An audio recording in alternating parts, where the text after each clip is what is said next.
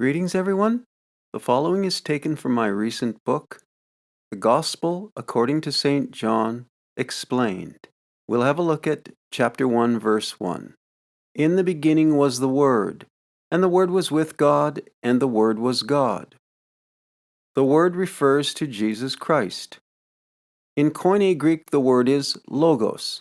However, we need not turn to Greek manuscripts or textbook definitions to determine that John is speaking of Jesus, as he clarifies this later in chapter 1, verse 14. In the beginning does not refer to creation of the earth per se, though Christ was there. It pertains to the beginning of all things and prior. The next phrase, the Word was with God, defines the eternal nature of Christ. He was with God before all things were created, meaning he precedes creation and therefore is uncreated. John substantiated this when he wrote, "The Word was God." Thus the divine nature of Christ is established with absolute clarity. He precedes creation, was there at creation, and is God. Genesis chapter 1 verse 26 testifies of the Father and the Son, using the pronoun us, denoting a multiplicity in the Godhead. And God said, "Let us make man in our image." Furthermore, image is singular, denoting one image. That is, to make man in the image of God, his own image. Genesis chapter 1 verse 27. Us refers to one God, but a plurality. This is the doctrine of Christ taught by the apostles and the foundation of the gospel and an essential creed of all churches established by the same. Without this understanding, there is no salvation, for another Jesus cannot save. Paul wrote, "For if he that cometh preacheth another Jesus, whom we have not preached, or ye receive another Spirit, which ye have not received, or another gospel, which ye have not accepted, ye might well bear with him." 2 Corinthians chapter 11, verse 4.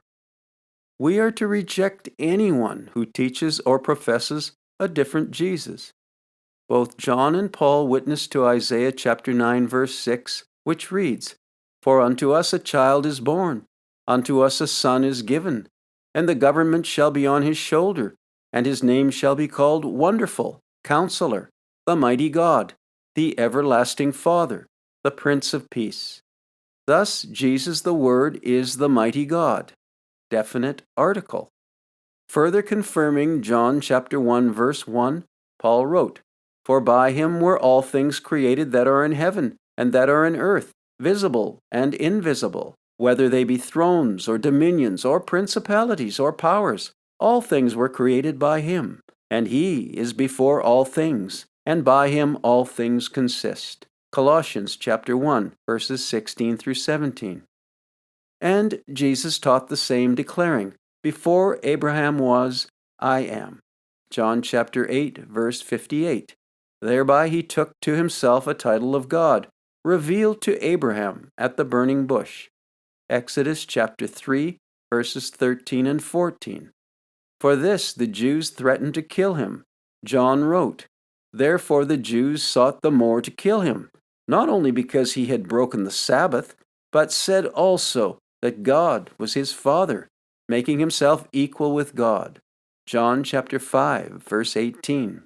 Thus, our correct understanding of the book of John, and the entire Bible for that matter, is predicated on knowing and believing the doctrine of Christ declared in the first verse of John's Gospel. The psalmist wrote, "For thou hast magnified thy word above all thy name." Psalm chapter 138, verse 2.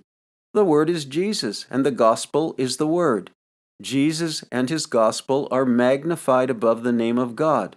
Peter gives the reason.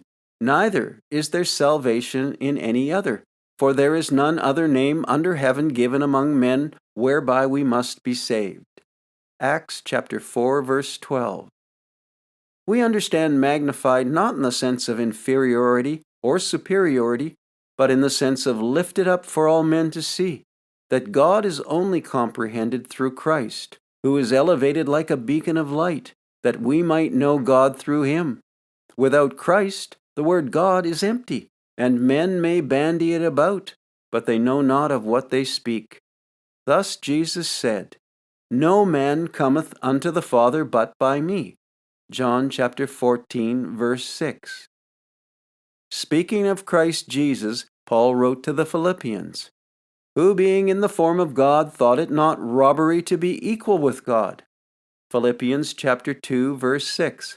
Only God is equal to God. A mere man may not make that claim without blaspheming God.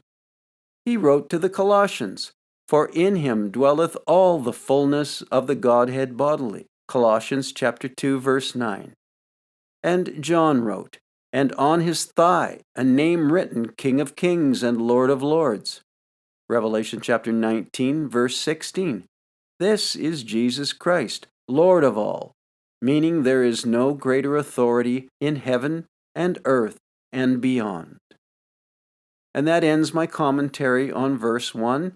And if you like this, you can get the entire commentary on the book of John at thebookpatch.com. I'll leave the link below. God bless. Thank you for listening.